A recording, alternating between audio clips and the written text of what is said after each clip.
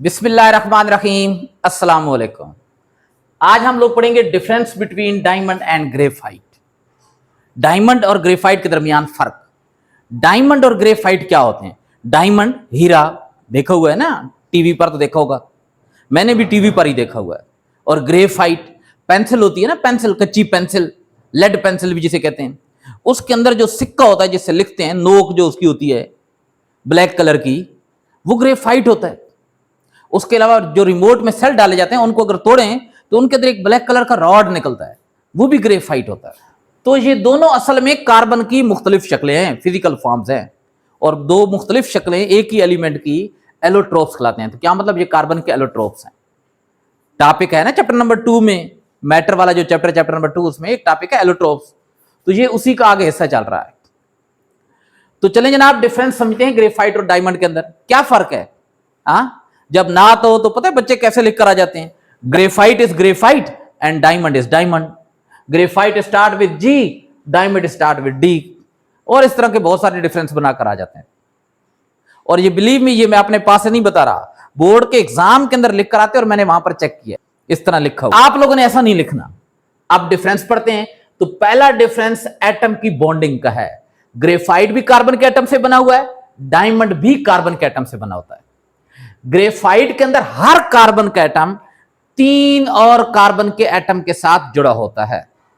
Each carbon atom is covalently bonded with 3 other carbon atoms.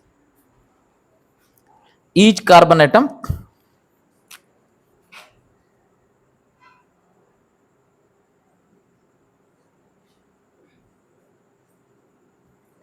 is covalently bonded with 3 other carbon atoms. 3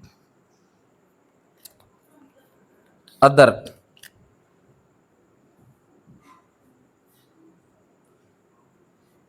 carbon atoms। आप जरा देखें, ये diagram अगर आप बना दें तो बहुत अच्छा होगा। ये एक कार्बन का एटम है, अब ये वाला 3 और कार्बन एटम के साथ जुड़ा होगा। जैसे ये एक हो गया, ये दूसरा, और ये कौन सा हो गया, तीसरा। तो अब ये कोवलेंट बॉन्ड है। ये जो बीच में मैं लाइन नहीं बना रहा, ये वाली लाइन, ये कोवलेंट बॉन्ड को शो कर रही है। तो जनाब इस तरीके से कार्बन के एटम बॉन्डेड होते हैं ग्रेफाइट के अंदर। आप जरा देखिए ना, ये वाला जो एटम है ये कितने और एटम के साथ बॉन्ड बना रहा है, इसके साथ, इसके साथ और इसके साथ। कौन सा बॉन्ड बना रहा है? कोवलेंट बॉन्ड बना रहा है। ये वाली जो शेप बन रही है ना, ये वाली जो शेप बन रही है, इसको ट्राइगोनल शेप बोलते हैं। कौन सी शेप बोलते हैं? Trigonal shape. ये इस तरह की होती है ना, ये जरा देखें, ये वाली शेप बन गई ट्राइगोनल। यहां सेंटर में एक कार्बन का एटम होगा, सेंटर में यहां इस जगह पर एक कार्बन का एटम होगा, एक यहां और एक यहां। तो ये सेंटर वाला 3 और कार्बन एटम के साथ क्या होता है? जुड़ा हुआ होता है। लेकिन डायमंड में ऐसा नहीं होता। डायमंड में क्या होता है? हर कार्बन का एटम 4 और कार्बन एटम के साथ जुड़ा होता है। कितने? 4 और के साथ। ग्रेफाइट में हर कार्बन एटम 3 और कार्बन एटम के साथ जुड़ा होता है, डायमंड में हर कार्बन एटम 4 के साथ जुड़ा होता है। तो ये वाली शेप बन जाती है, ये वाली शेप बन जाती है। देख रहे हैं, यहां सेंटर में एक कार्बन एटम होगा, सेंटर में यहां पर, तो ये वाला 4 के साथ जुड़ा होगा, एक यहां पर, एक यहां पर, एक यहां पर, एक यहां पर। ये वाली शेप जो होती है इसको टेट्राहेड्रल शेप बोलते हैं, टेट्राहेड्रल। इसमें देखिए 2 ऊपर की जानिब, 2 नीचे की जानिब। लेकिन 2 अगर नीचे इस तरह है ना, तो ऊपर वाले 2 इस तरह सीधे नहीं होंगे, वो इस तरह घूमे हुए होंगे। जैसे ये 2 नीचे इस तरह है, तो ये ऊपर इस तरह नहीं है, ये दोनों ऊपर क्या है? घूम गए। अब इसको अगर मैं इस तरीके से शो करूंगा ना, एक ऊपर कर दूं, तो 3 हल्के से नीचे की जानिब होंगे। हम जब डायग्राम बनाएंगे तो ऐसे ही बनाएंगे, लेकिन डायग्राम में ये हम 3 बिल्कुल नीचे की जानिब लगेंगे, लेकिन ये 3 बिल्कुल नीचे की जानिब नहीं होते। ऐसे लगता है जैसे पंखा आता है ना, पंखा, सीलिंग फैन, छत वाला पंखा, उसके पर को हल्का हल्का थोड़ा सा नीचे की जानिब कर दिया गया हो, तो ये वाला स्ट्रक्चर होता है। ये टेट्राहेड्रल शेप कहलाती है। और ये जो पूरे स्ट्रक्चर बन गया टेट्राहेड्रोन कहलाता है। अब एक ऊपर की जानिब, 3 नीचे की जानिब। अगर एक नीचे कर दें, 3 ऊपर की जानिब। एक का रुख आपकी तरफ, 3 का रुख मेरी तरफ। अगर एक का रुख मेरी तरफ तो 3 का रुख आप लोगों की तरफ हो जाएगा। तो ये वाली शेप कौन सी कहलाती है? Tetrahedral shape. तो हर कार्बन एटम कितने कार्बन एटम के साथ जुड़ा होता है? 4 और कार्बन एटम के साथ जुड़ा होता है कोवलेंट बॉन्ड के जरिए। तो क्या लिखेंगे? यही सेंटेंस लिखना है, each carbon atom is covalently bonded with 4 other carbon atoms. 3 की जगह क्या आ जाएगा? 4 आ जाएगा। each carbon atom is covalently bonded with 4 other carbon atoms.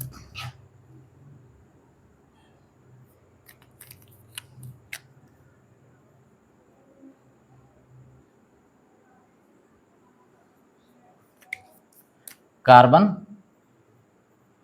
Atoms. अब इसकी डायग्राम हम लोग इस तरीके से बनाएंगे कि ये एक कार्बन का एटम है, ये ऊपर एक कार्बन का एटम है, एक ये कार्बन का एटम है, एक ये है और एक ये वाला हो जाएगा। अब जरा देखें, ये वाला 4 के साथ कोवलेंट बॉन्ड बना रहा है, एक दूसरा कोवलेंट बॉन्ड, तीसरा और चौथा कोवलेंट बॉन्ड।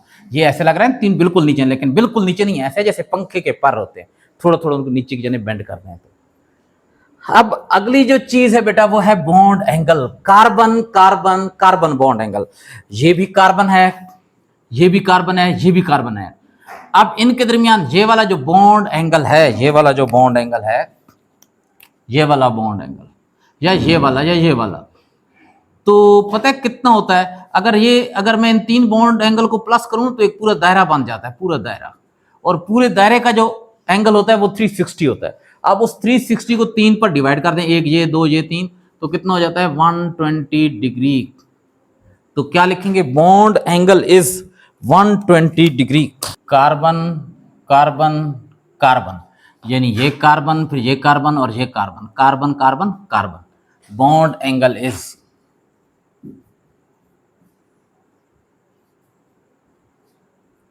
120 डिग्री। 120 डिग्री। और इसमें पता है बॉन्ड एंगल्स जितने भी बॉन्ड होते हैं सबका एंगल होता है 109.5 डिग्री। बॉन्ड एंगल कितना होता है? 109.5 degree. Carbon carbon carbon, bond angle is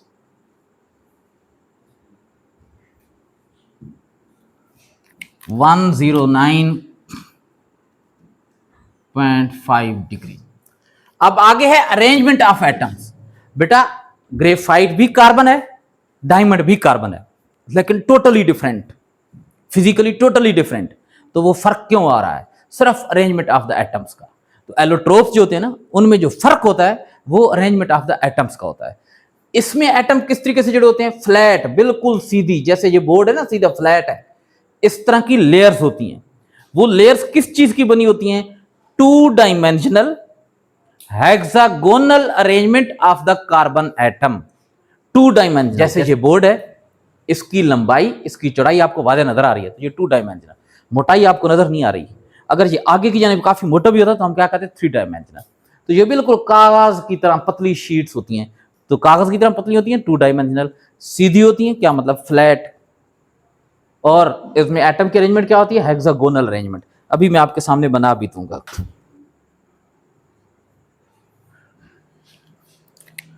2 dimensional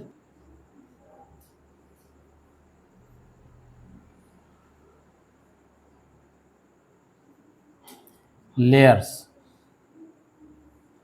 of hexagonally arranged carbon atom.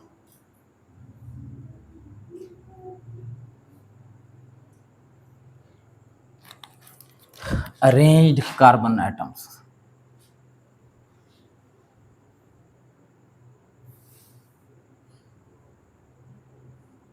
मैं यहां पर ये बना रहा हूं,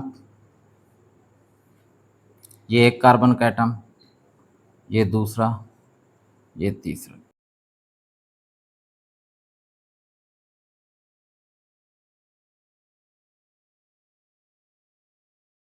अगर जल्दी बना सकें तो। अब ये बॉन्ड बना रहा हूं मैं।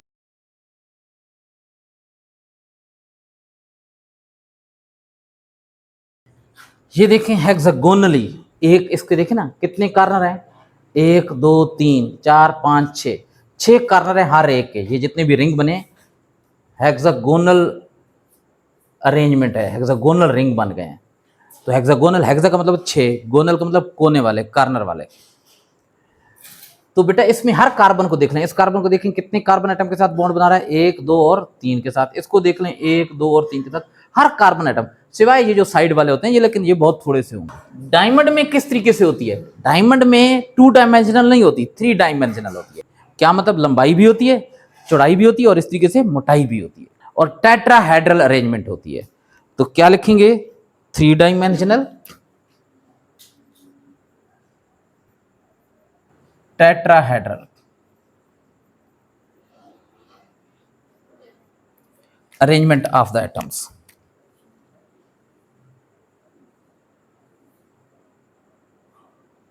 Of carbon atoms. अब इसकी डायग्राम बना लेते हैं। बेटा डायग्राम जो है ना इसकी, बहुत सारे बच्चों को काफी मुश्किल लगती है, लेकिन अगर आप मुझे फॉलो करेंगे मैं कैसे बना रहा हूं, तो बिलीव मी आपको ये बहुत आसान लगेगी। आप लोगों ने क्या करना है, इस तरीके से हेक्सागोनल रिंग बना लेना है।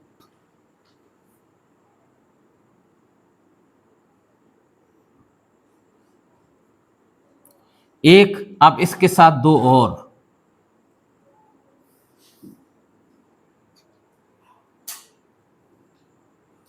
ये रिंग बन, इसके साथ भी ये रिंग। अब एक रिंग जो है ना वो यहां पर ये बना लेना,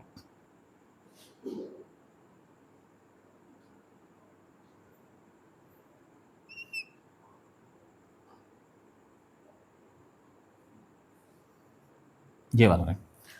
अब यहां पर कार्बन के एटम बना देने, यहां पर ये वाला एटम कार्बन का, यहां पर भी, इसके 6 कॉर्नर पर, ये कार्बन, इसके भी, लेकिन इस कॉर्नर पर बनाने की जरूरत नहीं है। अब इसके भी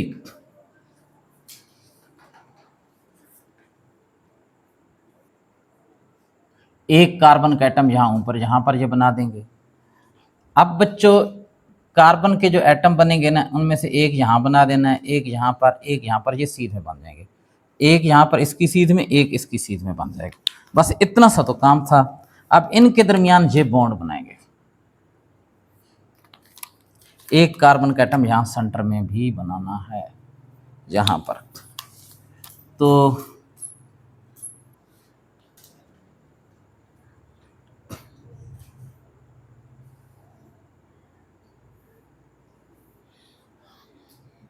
ये वाला स्ट्रक्चर है डायमंड का। अगर आप बना सकते हैं तो बहुत इजी है, अगर नहीं बना सकते तो रहने दें। अच्छा, अब बेटा हार्डनेस, ये जो ग्रेफाइट होता है ना ये लेयर से बना होता है, और इसकी जो लेयर्स होती हैं, एक लेयर, उसके ऊपर दूसरी लेयर, उसके ऊपर तीसरी, फिर चौथी, फिर पांचवी। इस लेयर के जो एटम है वो आपस में कोवलेंट बॉन्ड के जरिए जुड़े हैं। ये बड़ा स्ट्रांग कोवलेंट बॉन्ड होता है। ये वाले एटम अपना बॉन्ड नहीं तोड़ सकते, एक दूसरे से दूर नहीं जा सकते, लेकिन एक लेयर और दूसरी लेयर के जो एटम होते हैं ना, यानी एक लेयर और दूसरी लेयर आपस में वीक इंटरमॉलिक्यूलर फोर्सेस के जरिए जुड़ी होती हैं, और वो लेयर्स एक दूसरे के ऊपर क्या कर सकती हैं, स्लिप स्लाइड कर सकती हैं। इस वजह से ग्रेफाइट सॉफ्ट होता है, टूट जाता है ना, थोड़ा सा प्रेशर पड़ता है, और स्लिपरी होता है। स्लिपरी क्या मतलब है? अगर आप इसको हाथ में, इसके पाउडर को हाथ में पकड़ेंगे ना तो बिल्कुल आपको ये सॉफ्ट सा लगेगा। बाज ऐसे होते हैं ना पाउडर, जैसे साल्ट होता है, नमक होता है, उसको अगर आप उसके पाउडर को हाथ में रखेंगे तो ऐसे रगड़ेंगे, या रेत को रगड़ेंगे तो ऐसे लगे जैसे चुभ रही है। लेकिन जो टेल्कम पाउडर होता है, वो जो बॉडी पर लगाते हैं, यहाँ गले वले में डालते हैं, उसको अगर आप थोड़ा सा इस तरह लेकर करेंगे तो क्या होगा, बड़ा सॉफ्ट आपको नजर आएगा। तो ये भी बिल्कुल क्या होता है, सॉफ्ट होता है। और सॉफ्ट होने की वजह क्या होती है कि लेयर्स के दरमियान वीक इंटरमॉलिक्यूलर फोर्स होती है, और जैसे लेयर पर थोड़ा सा प्रेशर पड़ता है तो एक लेयर दूसरी लेयर के ऊपर स्लिप कर जाती है, स्लाइड कर जाती है। उसमें एक लेयर दूसरी लेयर के दरमियान वीक इंटरमॉलिक्यूलर फोर्सेस तो टूटती हैं, लेकिन ये कोवलेंट बॉन्ड, एक लेयर के कार्बन और कार्बन के एटम के दरमियान कोवलेंट बॉन्ड होते हैं, ये नहीं टूटते। Soft and slippery.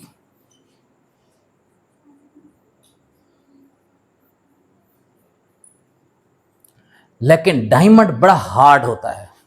इसकी ये जो पैकिंग है ना, हर कार्बन का एटम हर तरफ से जकड़ा हुआ है कोवलेंट बॉन्ड के जरिए, कोई वीक इंटरमॉलिक्यूलर फोर्सेस नहीं होती, तो ये तोड़ा नहीं जा सकता। The hardest known substance, scientist कहते हैं अभी तक जितनी चीजों के बारे में हमें इल्म है ना, उनमें सबसे मजबूत तरीन चीज जो है ना, हार्डेस्ट चीज जो है वो डायमंड है।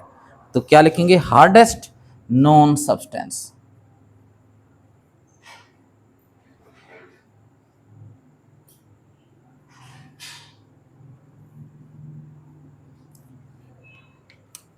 कंडक्टिविटी यानी इनमें से बिजली गुजर सकती है या नहीं गुजर सकती। बेटा ग्रेफाइट गुड कंडक्टर है इलेक्ट्रिसिटी का, लेकिन डायमंड कंडक्टर नहीं है, नॉन कंडक्टर है इलेक्ट्रिसिटी का। Graphite is a good conductor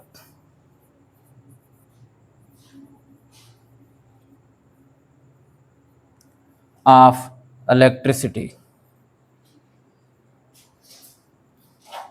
और ये कौन सा है, नॉन कंडक्टर